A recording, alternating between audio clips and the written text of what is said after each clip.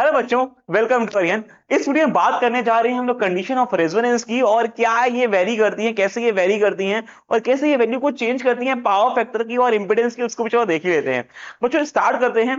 अगर हम लोग रेजोनेंस को समझते हैं तो रेजोनेंस को समझने के लिए ना आपको पहले दो चीज समझनी पड़ेगी कि रेजोनेंस एप्लीकेबल कब है। This is a special condition, resonance एक special condition when XC become equals to XL। मतलब जो हमारा कैपेसिटेंस रेसिस्टेंस है और जो इंडक्टेंस रेसिस्टेंस है, अगर वो बराबर होता है तो that is the case which we call as the resonance. मतलब XC की वैल्यू XL के बराबर होनी चाहिए।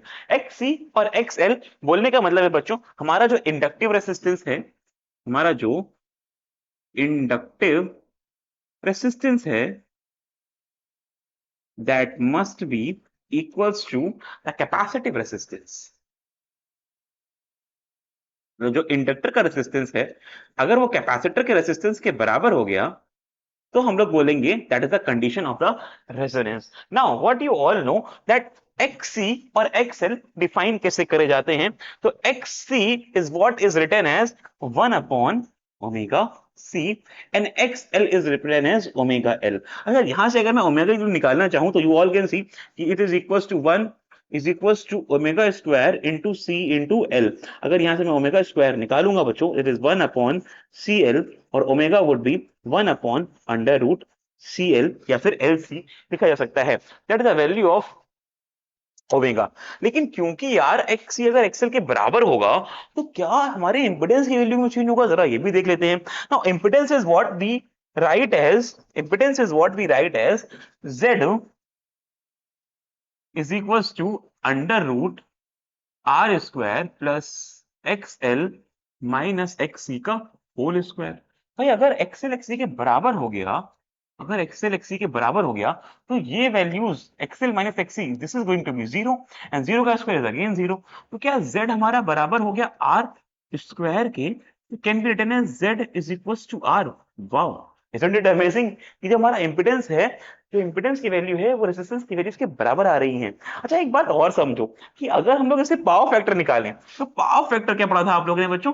Power factor is R upon Z, और Z तो हमारा यही था। अगर दोनों बराबर आ गए तो पावर फैक्टर क्या आपको दिख रहा है, क्या ये 1 के बराबर आ जाएगा? और भी कमाल की बात। तो अगर इसी को हमें समझना है और डिटेल में तो जरा इस डेफिनेशन को भी देख ही लो लगे हाथ। अब ये क्या बोल रही है बच्चों? ये कह रही है इट इज अ कंडीशन, ये कह रही है it is a condition in which, ये बच्चों इसके ऊपर आ गया है। कोई बात नहीं, मैं ऐसा करता हूं, इसको यहाँ के लिए अभी के लिए रब कर देता हूं क्योंकि आपको ये दिक्कत ना हो। I don't know how this come over, this overlap हो गया है यहाँ पे, इसको रब कर देते हैं, कोई दिक्कत नहीं है। हाँ अब समझ लेते हैं कि भाई क्या है ये, एक स्पेशल कंडीशन है। ये कंडीशन कब एप्लीकेबल है?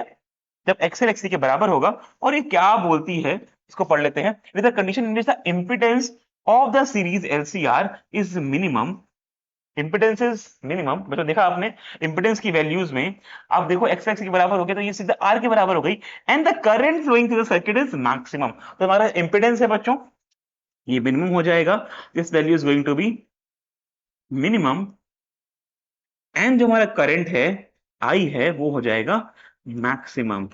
बच्चों ऐसा क्यों हो रहा है? क्योंकि XL XC दोनों हो चुके हैं बराबर, राइट। ये हमारी एक रेजोनेंस कंडीशन है। आई होप ये समझ आई होगी। कीप वॉचिंग सच वीडियोस बच्चों, और जहां भी आपको इन क्वेश्चंस में दिक्कत आए तो एक बार बैक एक्सरसाइज से प्रैक्टिस जरूर करना, because that is going what is going to help you for your final examination. Bye bye, see you all in the next video.